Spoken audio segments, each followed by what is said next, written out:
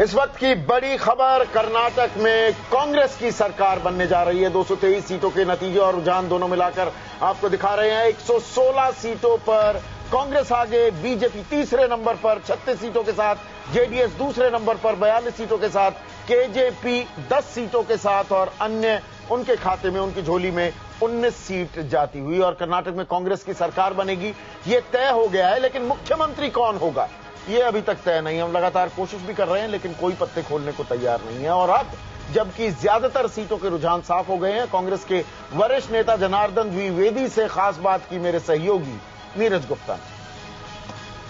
कर्नाटक में कांग्रेस जीत की तरफ बढ़ रही है और बात करने के लिए हमारे साथ कांग्रेस के वरिष्ठ नेता जनार्दन द्विवेदी हैं। द्विवेदी साहब, किसको श्रेय देते हैं आप? आखिर इस तरह की जीत की कल्पना तो शायद पार्टी ने भी नहीं की होगी। ये तो खैर मैंने समझ रहा हूँ इसको दूसरे ढंग से। आपने शायद इसकी कल्पना नहीं की होगी, पार्टी भी शुरू से मीडिया के तो पोल जो सर्वे थे वो आपको जिता रहे थे। तो फिर जनता के विवेक को श्रेय दीजिए कि उन्होंने जिस तरह से कांग्रेस की नीतियों को जिताया है उसे उन्होंने स्वीकार किया है, कांग्रेस की विचारधारा और उसके अतीत के प्रति अपना सम्मान व्यक्त किया है और एक तरह से वर्तमान को समर्थन दिया है और भविष्य की ओर शायद संकेत भी। भविष्य का संकेत क्या? ऐसा कहा जा रहा था कि कांग्रेस अगर कर्नाटक में जीती तो शायद लोकसभा चुनाव भी जल्दी करवाने की तरफ बढ़ सकती हैं। क्या हम इसे भविष्य का वो संकेत माने? थोड़ा व्यापक ढंग से सोचने की आदत डालिए। भविष्य के संकेत की बात जब मैं कर रहा हूं तो भविष्य की राजनीति की ओर संकेत कर रहा हूं, मैं ये टुकड़ों में नहीं देखता राजनीति। राहुल वर्सेस मोदी इस चुनाव को बहुत देखा जा रहा था। जो देख रहे हो वो अपने दिल पर हाथ रख करके सोचे। ये बात तब भी विवेकहीन थी, आज भी विवेकहीन है और शायद तर्कहीन भी है। शुक्रिया। तो जनार्दन द्विवेदी का कहना है कि इस चुनाव में भविष्य का एक संकेत छिपा हुआ है। और मेरे सहयोगी जो सवाल पूछ रहे थे, मेरे साथ स्टूडियो में न्यू इंडियन एक्सप्रेस के एडिटोरियल डायरेक्टर प्रभु चावला हैं, साथ ही राकेश सिन्हा जी हैं और बेंगलुरु से वरिष्ठ पत्रकार इमरान कुरैशी भी हमारे साथ जुड़े हुए हैं। प्रभु, जो बात नीरज पूछ रहे थे, केंद्रीय राजनीति की ओर भी कुछ संकेत दे रहे हैं क्या ये चुनाव? क्या जल्द चुनाव भी हो सकते हैं? कांग्रेस घिरी हुई है, अभी फौरी राहत मिली है इस नतीजे के चलते। क्या हम वक्त से पहले चुनाव की बानगी भी देख रहे हैं नतीजों? तो ये सारे पत्ते तो कांग्रेस के पास हैं, क्योंकि कोई भी विरोधी दल जो है फॉर्मली रिपोर्ट अपनी विड्रॉल नहीं करना चाहता। मुलायम सिंह यादव चाइना में कभी इधर उधर कहते रहते हैं, परंतु पत्र लिखने के लिए कोई तैयार नहीं राष्ट्रपति को कि मैं हम विड्रॉ करना चाहते हैं। तो पहले चुनाव होने या ये नहीं होने ये तय करेगी आपकी कांग्रेस पार्टी। कांग्रेस पार्टी के नेतृत्व तय करेगा कि उनको चुनाव जाने में फायदा है कि नहीं है। एक चीज ये है कि जैसे मध्य प्रदेश, दिल्ली और राजस्थान में चुनाव होने हैं, उसमें लगता है उनको ये है कि वहां पर बीजेपी शायद दोबारा से जीत सकती है। बिल्कुल, हवा फिर बदल सकती है। तो इसलिए वहां पर चुनाव कराएंगे तो उनको लोकसभा में कोई फायदा होने वाला नहीं है, क्योंकि पहले भी बीजेपी स्टेट में जीती थी, लोकसभा में भी जीती थी जाकर के, और जीतने उल्टा होता रहा। तो कांग्रेस के अंदर दो धड़े हैं, जो चाहता है कि अगर आप स्टेट असेंबली के साथ इलेक्शन कराएंगे पार्लियामेंट का, तो उसका फायदा जहां बीजेपी जीतने वाली है, कांग्रेस को और नुकसान हो सकता है। इसलिए दोनों को बांट के करेंगे तो कांग्रेस को ये लगता है कि सारे देश के अंदर है और उसके पास एक नेतृत्व है जो सामने पेश किया जा सकता है, जबकि बीजेपी के अंदर कोई नेतृत्व नहीं है। मोदी के ऊपर कांग्रेस पार्टी तो उनको बनाना चाहती है प्रधानमंत्री, ताकि वो कैंडिडेट रहेंगे तभी पोलराइजेशन होगा। आज भी वो कर्नाटक का इलेक्शन मोदी वर्सेस राहुल कर रहे हैं, ये नहीं कह रहे कि बीजेपी आ रही है, वो कहते हैं मोदी हार गया है। यानी कि उनको लगता है मोदी कैंडिडेट होने वाला है। तो राष्ट्रीय में ये होगा कि चुनाव कराने ये नहीं कराना, ये आज बड़ी इंपॉर्टेंट है। 8 तारीख है, अभी क्या होता है सुप्रीम कोर्ट के अंदर, उसके ऊपर डिपेंड करेगा। तो शाम को आपकी सुर्खियां जो हो सकता है थोड़ी बदल भी जाए। राकेश जी, इसका राष्ट्रीय राजनीति में क्या बीजेपी डिफेंसिव हो जाएगी जो अभी तक एग्रेसिव लगातार बनी हुई थी?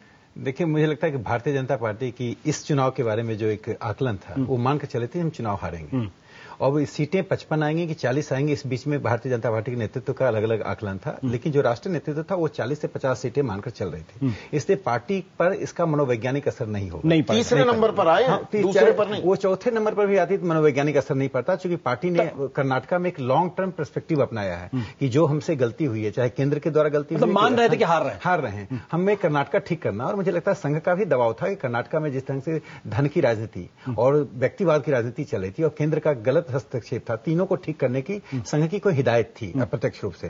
तो मुझे लगता है कर्नाटका को बीजेपी ठीक करने जा रही है।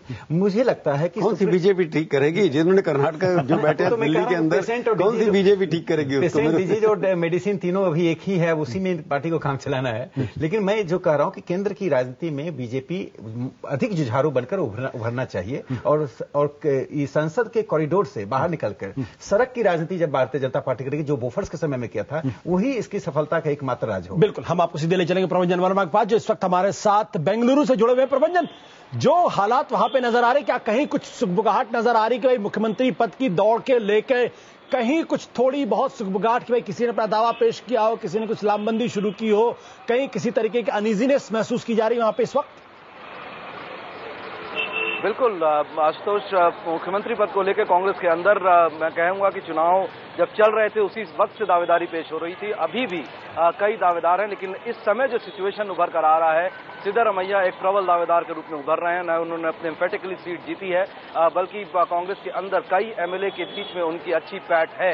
और उनके लिए अच्छी खबर यह है कि परमेश्वरा चुनाव हार रहे हैं और ये एक दावेदारी वहीं पर खत्म हो जाती है। दूसरी तरफ जहां तक मुनियप्पा का सवाल है, जो खुद भी अपनी दावेदारी पेश कर रहे हैं, कोलार के रिजल्ट अभी क्लियर होंगे कि एग्जैक्टली वहां पर क्या हुआ है, और मुझे लगता है कि उससे बहुत कुछ डिपेंड करेगा, नहीं तो मुनियप्पा की दावेदारी भी खत्म हो जाती है। तो कुल मिला के अब जो चीजें निकल कर आ रही हैं वो ये है कि अगर टेम्पटेशन नहीं होता है सेंट्रल लीडरशिप को कि आप एक दलित नेता को मुख्यमंत्री बनाएं 2014 को देखते हुए एक संदेश देने के लिए, तो मुझे लगता है सिद्धारमैया एक प्रबल दावेदार के रूप में अब उभर चुके हैं। बिल्कुल, और वहां पे जो कर्नाटक की राजनीति है उसमें कौन है जो ज्यादा से ज्यादा जिताकर सीटें ला सकता है? देखिए, मुझे लगता है कि पिछले कुछ दिनों में, खास करके चुनाव के वक्त में, जब मैं यहाँ पर काफी जगहों पर घूम रहा था, तो कई एमएलए जो प्रोबेबल थे, जो उम्मीदवार थे, उनका ये कहना था कि सिद्धारमैया एक ऐसे नेता हैं जो न सिर्फ जुझारू हैं, बल्कि उनका परफॉर्मेंस एज ए एमएलए और उससे पहले फाइनेंस मिनिस्टर के तौर पर भी बहुत अच्छा रहा है। और उनका ये कहना था कम से कम कई एमएलए जो चुनकर आ रहे हैं कांग्रेस के इस बार, वो सिद्धारमैया का सपोर्ट करेंगे। तो मुझे लगता है कि एक बड़े नेता के तौर पर सिद्धारमैया उभर सकते हैं। कांग्रेस के लिए एक बड़ा गेन अगर हम माने तो एक नेता के तौर पर सिद्धारमैया का इस समय हो सकता है। लेकिन कांग्रेस लीडरशिप क्या सोचती है, जो खबर हमें मिल रही है कि वो ये भी है कि एक बड़ा संकेत देने के लिए 2014 में एक दलित नेता को भी मुख्यमंत्री बनाया जा सकता है। और इस रेस में सिद्धारमैया अगर पीछे छूटते हैं तो मुझे लगता है उनके और उनकी राजनीति के लिए थोड़ी मुश्किल खड़ी हो सकती है। तो क्या यहां पर इमरान ये माना जाए कि कांग्रेस में सोच ये भी है कि पहले आपको ये नहीं देखना है कि कर्नाटक को कौन उबार सकता है, ज्यादा निगाहें कांग्रेस के शीर्ष नेतृत्व की इस बात पर टिकी हैं कि 2014 या उससे पहले भी अगर लोकसभा चुनाव हो जाते हैं, लोकसभा चुनाव में भारी जीत कौन दिला पाएगा? क्या उस बाबत कांग्रेस ज्यादा चिंतित है?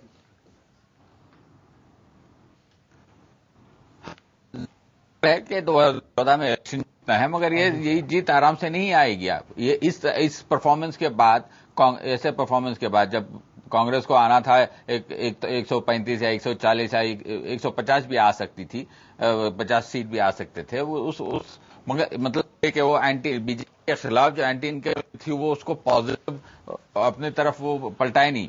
ये जो सिर्फ एक एंटी इनकमेंसी का लहर था, तो उसमें इनको ज्यादा सीट आ गए हैं।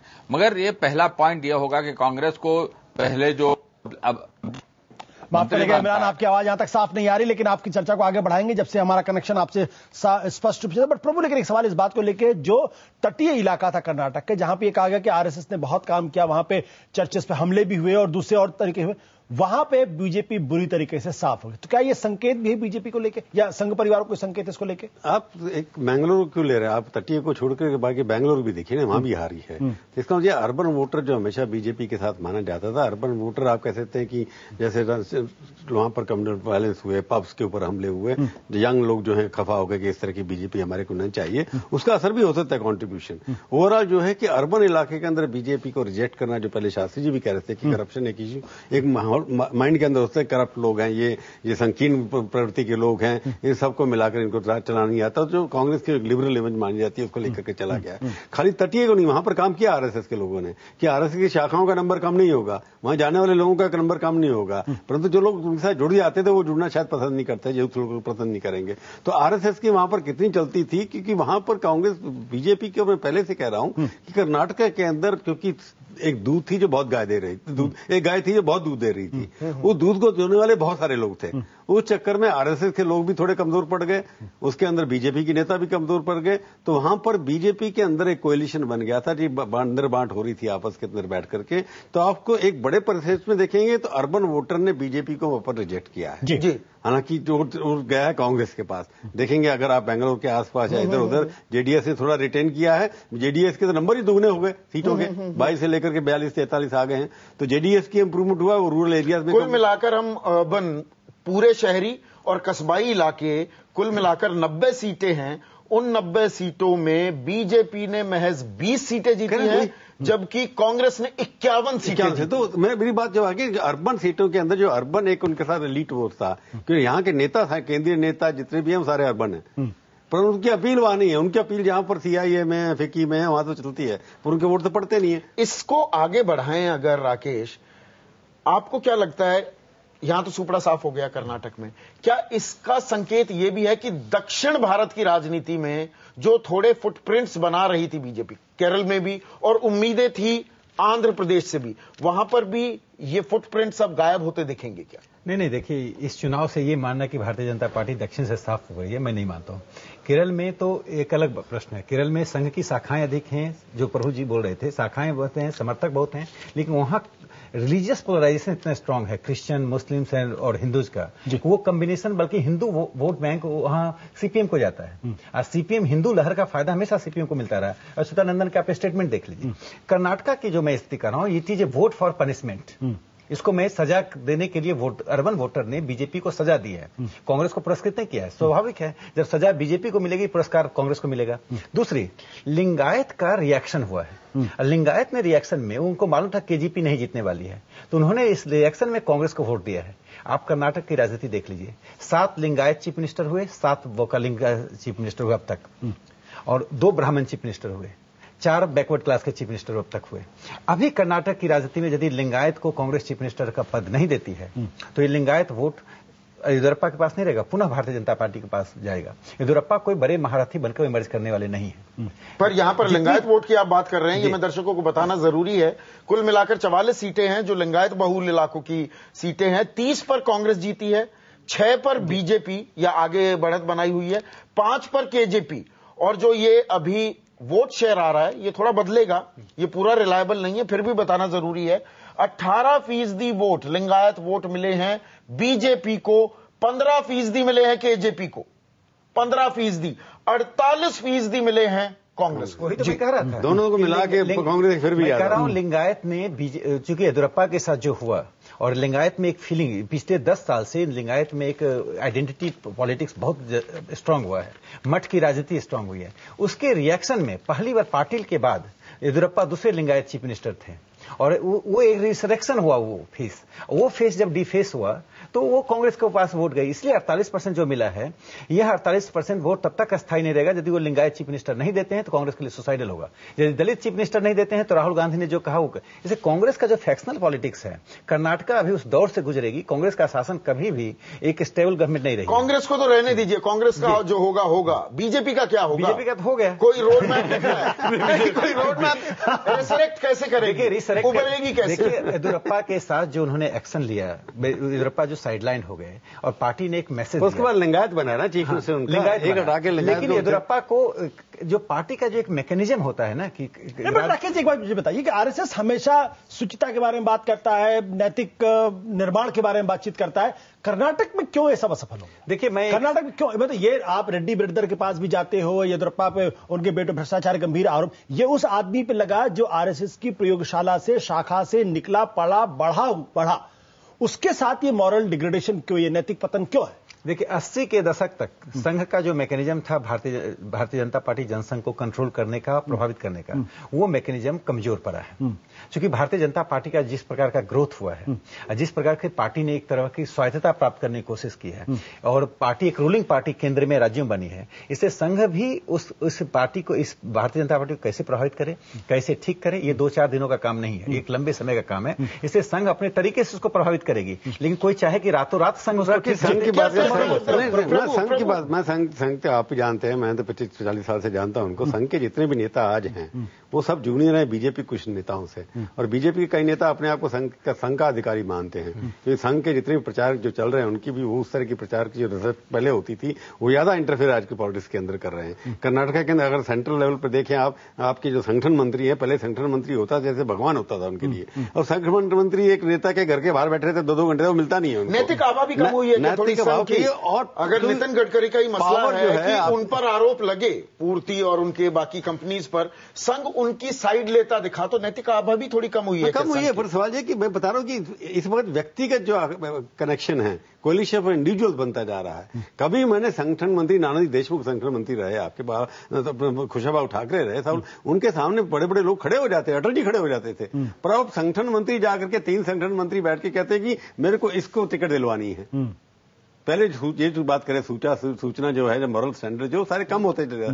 संघ के जो सीनियर नेता मोहन भागवत हैं उनकी फिर भी थोड़ी बहुत रिस्पेक्ट करते हैं, पर तो अडवाणी जी उनसे सीनियर हैं, अटल जी उनसे सीनियर हैं, और बीजेपी के बाकी नेता भी उनसे संघ के मुकाबले में सीनियर हैं। तो जो सीनियरिटी का क्वेश्चन हो जाता था, पहले अटल जी या अडवाणी जी या कुछ कहते थे, संघ का व्यक्ति एक इशारा कर देता था कि ये नहीं होना चाहिए थे, वो कोई भी नहीं करता था, अडवाणी जी भी नहीं करते थे। पर अब संघ का नेता भीख मांगता रहता तब भी कहता नहीं। इसका मतलब ये हुआ कि जो संघ की शाखा के अंदर जो व्यक्ति बना, यानी कहीं ना कहीं उसकी क्वालिटी पर भी तो असर पड़ा ना। क्या आज कुशाभाऊ ठाकरे क्यों नहीं बनते, जिनके पीछे पूरा मध्य प्रदेश खड़ा किया? ये लोग कहते हैं पूरी की पूरी किताब उस प्रयोगशाला पे लिख दी गई, मध्य प्रदेश बना खुशाभाऊ ठाकरे ने खड़ा किया वहां पर, और आज ऐसा क्यों नहीं? इसलिए नहीं है क्योंकि जो बीजेपी के नेता इन्होंने बनाए, वो बीजेपी के बड़े नेता जो आज हैं उनसे संघ के लोग कुछ भी नहीं है, कोई काम है उसके अंदर। बहुत लोग वो कहीं और ऑर्गेनाइजेशन से जुड़े होंगे, परंतु शाखा के माध्यम से या प्रचारकों के माध्यम से निकले नहीं है। दूसरा, सत्ता का लालच इतना पड़ गया। 2000 से लेकर के स्टडी करेंगे अगर आप बीजेपी की, 99 से लेकर के 2004 तक जिस तरह से भ्रष्टाचार बढ़ा पार्टी के अंदर, पैसा इंपॉर्टेंट हो गया। हर नेता बीजेपी के इलेक्टेड एमपी की एवरेज एसेट जो है आज 10 करोड़ रुपए है। पहले नहीं होते, लोग बसों में जाते थे, रिक्शा में जाते थे, छोटी चीजों में जाते, अब सबके पास बड़ी बड़ी गाड़ियां हैं। राकेश जी, एक संघ का जो लाइफस्टाइल था वो संघ का लाइफस्टाइल भी बदल गया। उनके हर प्रचारक के पास हर चीज की चीजें हैं। बाकी बीजेपी के लोग अब संघ को फाइनेंस करते हैं। दैट इज जो और एक स्टेटस कोइस भी है क्या? मैं दूसरे पहलू की बात करूं राकेश जी, हमने अर्बन वोटर्स की बात की, 90 सीटों का मैंने जिक्र किया, 20 आती हैं सिर्फ खाते में बीजेपी के। जो अर्बन वोटर मैं उसको यूथ के साथ जोड़ दूं और 35%, नरेंद्र मोदी भी कहते घूमते हैं और यह सच्चाई भी है कि 35 साल से कम 65% आबादी है। जो यूथ है, यूथ को संघ शायद आकर्षित नहीं कर पा रहा है अपनी ओर। क्या एक ये भी कमजोरी है ना सिर्फ संघ की, जो बीजेपी जो उसका राजनीतिक विंग है उनके नतीजों पर भी रिफ्लेक्ट करता है? एक बात जान लीजिए कि जो बीजेपी आज है, बीजेपी ने अपने संगठन को बढ़ाने के लिए 1% काम नहीं किया है। जो भी बीजेपी की ताकत है, वो संघ चूंकि 365 दिन 24 घंटे काम करती है, उस संघ की ताकत को कैसे राजनीतिक ताकत में तब्दील कर दे, ये संघ का काम नहीं, ये भारतीय जनता पार्टी का काम है। और उसमें भारतीय जनता पार्टी की नेतृत्व की पूरी विफलता है। वे पूरी तरह से निर्भर हैं। आज देखिए आप, जो ट्राइबल बेल्ट है वो संघ का जो काम है वही बीजेपी को प्रतिफलित हो रहा है। लेकिन यदि आप शासन में आकर गवर्नेंस अच्छा नहीं देंगे और फैक्शनल फ्यूड को 3 साल तक लंबा खींचेंगे, तो अर्बन वोटर हो या रूरल वोटर हो, उसको साइकोलॉजिकल असर होता है और आपको पनिश करता है। बिल्कुल, राकेश साहब ने बहुत बड़ी अच्छी बात की। लेकिन प्रभंजन वर्मा इस वक्त हमारे साथ लगातार बने। प्रभंजन, क्या बीजेपी के नेता वहां पर इंट्रोस्पेक्शन करने के लिए तैयार हैं? क्या शेट्टर जो है वो मुख्यमंत्री पद से इस्तीफा देने की तैयारी कर रहे हैं? जी हाँ, बिल्कुल। थोड़ी देर पहले जब मैं बीजेपी दफ्तर में था तो वहां पर मुख्यमंत्री जगदीश शेट्टार थोड़ी देर में आने वाले थे और उसके बाद ये बताया जा रहा था हमें कि वो फॉर्मली अपना इस्तीफा जाके सौंप देंगे। और इस बीच बीजेपी की जो स्टेट की टॉप लीडरशिप है वो पिछले 1.5-2 घंटे से लगातार एक अपने कॉन्फ्रेंस रूम में बैठी हुई थी। वो हमसे बात भी नहीं कर रहे थे और आपस में ये हमें बताया गया कि तमाम जगह से रिपोर्ट आ रही है और रिपोर्ट इकट्ठा किया जा रहा है और इंट्रोस्पेक्शन एक तरह से कहें तो शुरू हो गया है, क्योंकि उनको ऐसा लग रहा है कि जो उम्मीद थी उससे बहुत कम सीट्स उनको मिली हैं। कहीं ना कहीं बीजेपी की जो स्टेट लीडरशिप उनको ये लग रहा था कि 50 के आसपास हम होंगे और कहीं कुछ उम्मीद भी थी कि शायद होपिंग अगेंस्ट होप कुछ ज्यादा सीट्स आ जाएंगी, लेकिन जिस तरह का परफॉर्मेंस रहा है उनको काफी निराशा हुई है। और इस समय जब मैं आपसे बात कर रहा हूं इंट्रोस्पेक्शन स्टेट लीडरशिप की जारी है। ये इस्तीफे देने की बात कब तक हो जाएगी? मुझे लगता है कि आधे 1 घंटे के अंदर ये हो जाना चाहिए, क्योंकि जगदीश शेट्टार बीजेपी दफ्तर पहुंचने वाले हैं और वहां से अपने स्टेट नेताओं से मिलने के बाद हमें बताया गया है कि वो सीधे अपना इस्तीफा सौंपने जाएंगे। बिल्कुल। इमरान, जरा ये बताइए कि क्या अब बीजेपी के लिए कर्नाटक के अंदर आगे का रोड मैप क्या हो सकता है? क्या उनकी लीडरशिप फिर वही जगदीश शेट्टार, ईश्वरप्पा या फिर सदानंद गौड़ा के माध्यम से आगे बढ़ेगी या कोई नई लीडरशिप को इमर्ज कराने की कोशिश करेगी वहां से? आशुतोष, मुझे ये नहीं लगता कि वो जगदीश शेट्टर और इनके आधार पर सदानंद गौड़ा के लीडरशिप में कुछ करेंगे। वो उनका इमीडिएट ये होगा 2014 का लोकसभा इलेक्शन और उसके लिए वो वापस कुछ ना कुछ करके येडियुरप्पा को वापस लेके आएंगे पार्टी में। एक चीज आपको ये बता दूं कि पिछले 1999 के इलेक्शन से लेके अब तक, मतलब 2008 के इलेक्शन अगर आप देखें तो बीजेपी का जो परसेंटेज वोटिंग को जो वोट मिली है वो ज्यादातर बड़ी है। 45 लाख थे 1999 में उनको वोट आई थी, 2004 में करीब 70 लाख आए थे और 2008 में 88.17% वोट आए थे। अगर उसको आप कंपेयर करें कांग्रेस के साथ तो सीधे वो करीब 1999 में भी 90 लाख वोट आए थे और 2008 में भी 90 लाख आए थे। ये जेडीएस का जो वोट है वो फ्लक्चुएट हुआ है। 1999 में 23% थी और 2008 में करीब 50% आए। अभी इस वक्त कितने वोट आए हैं उसको पता नहीं है, तो शायद शाम तक पता चलेगा। मगर बात यह है कि जेडीएस बीजेपी को अगर 2014 लोकसभा इलेक्शन देखना है तो शायद उनको येडियुरप्पा के खिलाफ और उसका दूसरा चॉइस नहीं है। नई लीडरशिप में कोई खास लीडर नहीं है। यानी कि आप कह रहे हैं कि वक्त भी नहीं है उतना। क्या ये सही आकलन होगा कि वक्त नहीं है आपके पास, येडियुरप्पा को वापस लाने के अलावा कोई चारा नहीं है? क्या आप क्या ये सही कदम होगा? नहीं, मेरे को लगता नहीं कि येडियुरप्पा को लाने से कोई फायदा होने वाला है उनको। कि हो सकता है कि लिंगायत आपका लिंगायत वोट कंसोलिडेट हो जाएंगे, पर अभी भी कांग्रेस के पास ज्यादा लिंगायत वोट है। तो कास्ट के बेसिस पे भी जस्टिफिकेशन बनता नहीं है। जो राकेश पारेख वाला है, अगर प्यूरिफिकेशन आपको पार्टी का करना है तो जो लोग आपने निकाल दिए। अब कल्याण सिंह को वापस लेके आए हैं दूसरी बार, आप क्या फर्क पड़ा है उससे?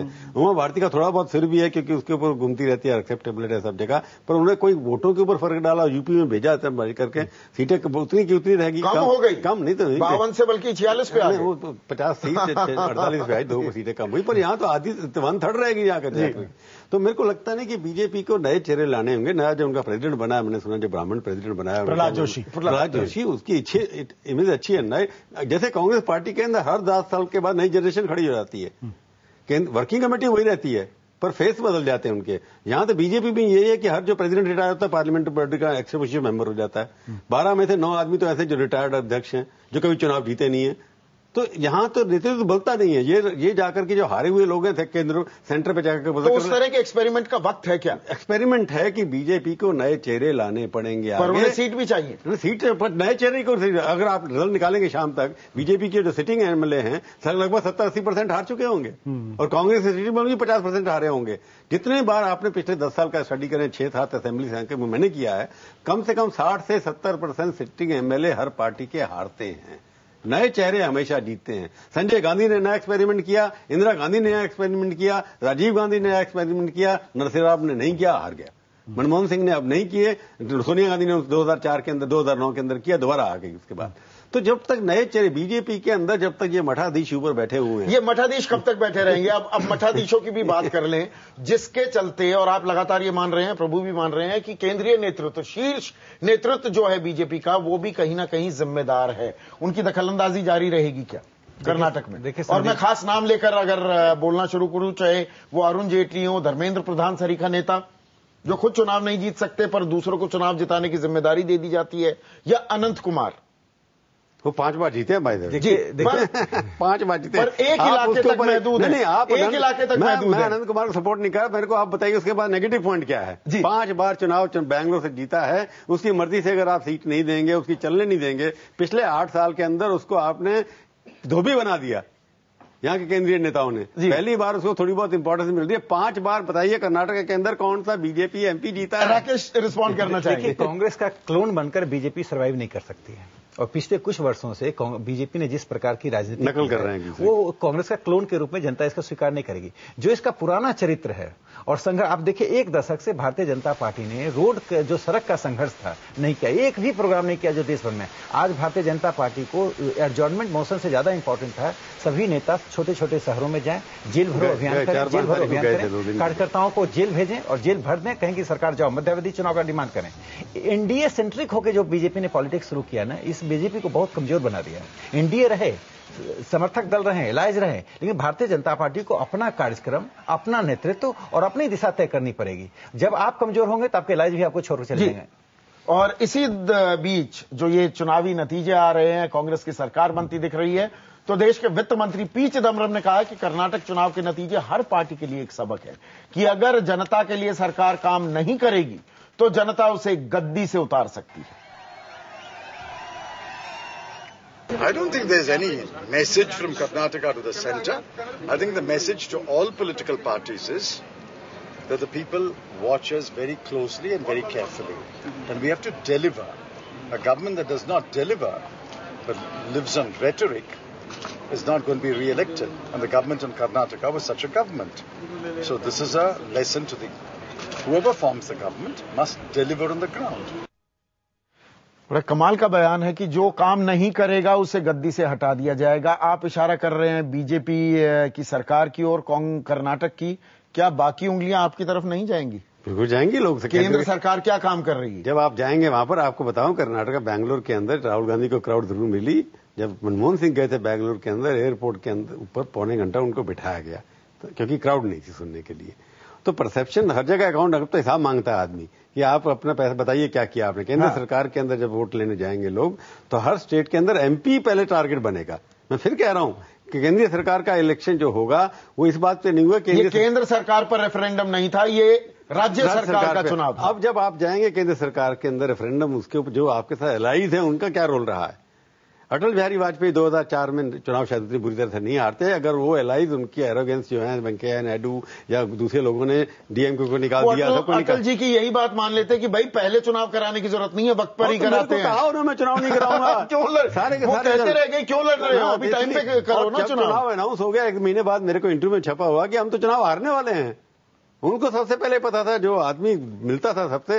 सवाल ये है कि केंद्रीय चुनाव जब होंगे कि कौन अपने साथ विनिंग एलाइज खड़े कर सकता है, क्योंकि आप विनिंग एलाइज को अपने साथ लेंगे तो वहां जो वो जीत रहे हैं तो आप भी जीत जाएंगे। कांग्रेस पार्टी के साथ इस वक्त कोई भी एलाइज नहीं है, हालांकि हम उसमें से लूजिंग एलाइज भी हैं जो छोड़ के चले गए हैं। जो बीजेपी और कांग्रेस में प्रॉब्लम ये है, एलाइज इनकी तरफ बढ़ना नहीं चाहते, इनको लायबिलिटी जानते हैं। तो केंद्रीय सरकार का रिजल्ट बड़ा ओपन है। एलाइज किसके साथ जाएंगे जो जीतने वाले चुनाव हैं उसके ऊपर डिपेंड करेगा, परफॉर्मेंस के ऊपर तो डिपेंड करेगा। आपने एलाइज का जिक्र किया और इमरान आप हमारे साथ लगातार बने हुए हैं। कुछ देर पहले मैं धनंजय कुमार से बात कर रहा था, केजीपी के जो वरिष्ठ नेता हैं, उन्होंने इस बात की संभावना से इनकार नहीं किया था। अब हालांकि वो संभावना खत्म हो गई है क्योंकि 112 के आंकड़े से खुद कांग्रेस आगे बढ़ गई है, लेकिन उन्होंने कहा कि भाई इनको जरूरत पड़ी तो हम इनके साथ जा सकते हैं। अब जबकि केजेपी की जरूरत नहीं पड़ेगी तो केजेपी क्या करेगी? अब बीजेपी को हरवाना था, हरवा दिया, आगे उनकी पॉलिटिकल फ्यूचर क्या है? अब उनकी पॉलिटिकल फ्यूचर यही है कि बीजेपी के साथ चलेंगे वो। क्योंकि अगर बीजेपी ने नरेंद्र मोदी को प्रमोट किया अपने प्राइम मिनिस्टरियल कैंडिडेट के लिहाज से, तो वो बाकायदा केजेपी नरेंद्र मोदी के साथ ही जाएगी। येडियुरप्पा और नरेंद्र मोदी का एक अच्छा सा संबंध है और कॉन्स्टेंटली वो बात करते रहते हैं, कॉन्स्टेंटली टच में रहे हैं येडियुरप्पा बीजेपी छोड़ने के बाद भी। तो शायद वो उन्हीं के साथ जाएंगे।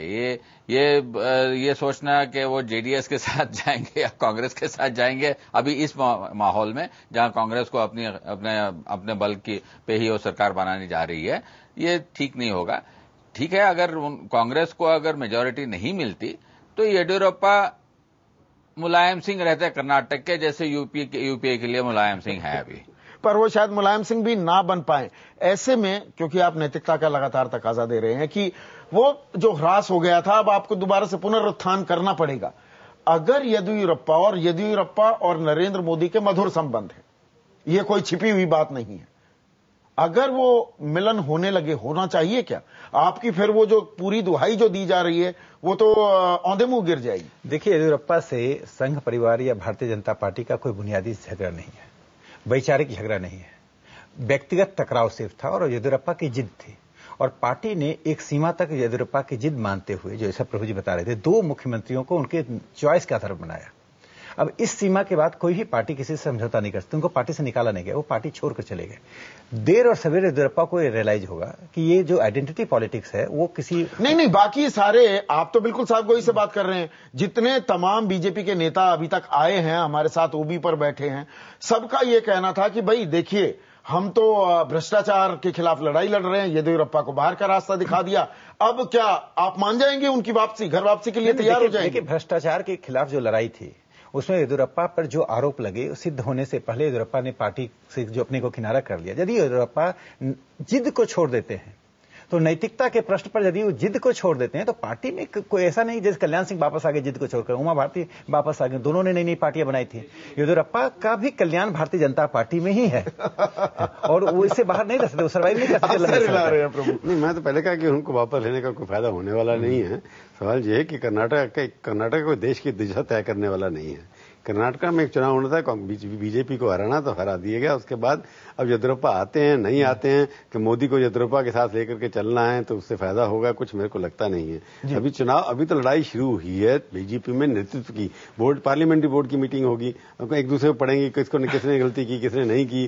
कांग्रेस वाले कहेंगे राहुल गांधी ने जिता दिया, सोनिया गांधी का नाम नहीं लेते, राहुल गांधी का नाम। तो आपने देखा होगा कि राहुल गांधी का सुबह से सोनिया जी का किसी का नाम नहीं दिया, हालांकि क्रेडिट सारा सोनिया के जाता कि पार्टी को इकट्ठा रखा उन्होंने। बिल्कुल, क्योंकि कांग्रेस पार्टी अगर आज कर्नाटक में जीती है, उसके पीछे यूनिटी जो कांग्रेस पार्टी ने दिखाई है, वहां पर आपस में लड़ रहे थे, परंतु वहां पर कांग्रेस ने एक दूसरे के खिलाफ खुल के काम नहीं किया जैसे बीजेपी के लोग कर रहे थे एक दूसरे के खिलाफ काम करके। तो आज की विक्ट्री जो है, अगर विलेन इसके अंदर जो है बीजेपी के अंदर येदियुरप्पा कह सकते हैं, तो जहां का हीरो जो है सोनिया गांधी है, कोई नहीं है तो उसके अलावा कोई। बिल्कुल, एक छोटा सा ब्रेक लेंगे, ये चर्चा जारी है। आज की बड़ी खबर यह है कि कांग्रेस वापसी कर रही है कर्नाटक में, 8 साल बाद सरकार बनाने जा रही है।